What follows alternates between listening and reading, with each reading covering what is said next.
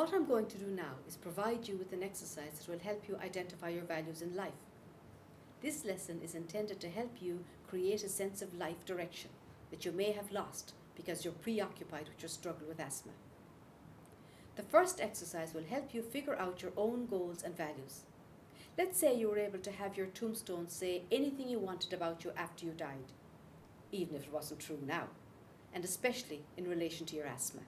So, for example, Lisa's tombstone may say, "Here lies Lisa, who wanted to have an active life, but ended up unable to do so because her asthma symptoms did not allow her to do so." So what would you want your tombstone to say?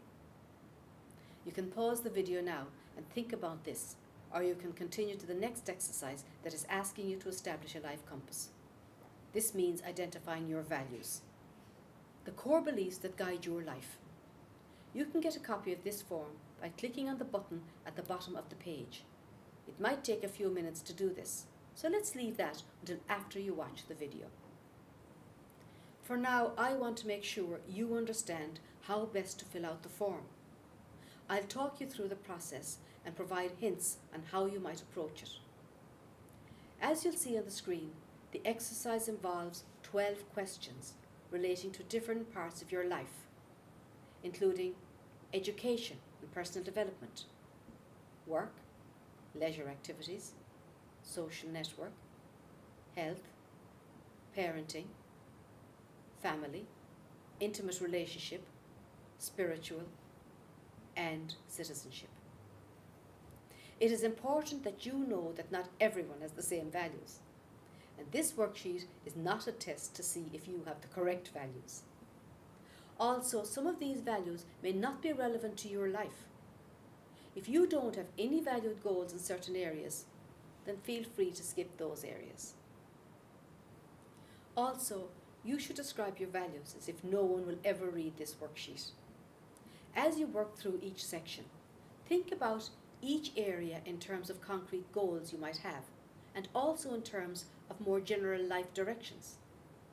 It will help you differentiate between desires such as being happy, asthma-free, or being rich, from values such as being a trustworthy friend or a loving parent, living an active life. So, for instance, you might value getting married as a concrete goal and being a loving spouse as a valued direction. The first example, getting married, is something that can be achieved, so this is a goal. The second example, being a loving spouse, does not have a definite endpoint, so this is considered a value. You could always be more loving, no matter how loving you already are. You could also work towards being a loving person, even if you're not married, but maybe in a friendship. For example, there might be ways you could prepare yourself so that an intimate relationship could be more likely or more successful. Work through each of the life sections. Some sections may overlap. You may have trouble keeping families separate from marriage, intimate relations, but do your best to keep them separate. It is also important that you write down what you would value if there were no obstacles in your way. We're not asking what you think you could realistically get, what you or others think you deserve.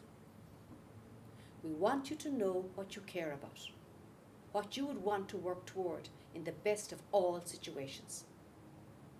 While doing the worksheet, pretend that anything is possible. As mentioned at the start of this lesson, this form is available for you to download for yourself. I hope this has been useful in helping you identify several values that are important to you. See you at the next lesson.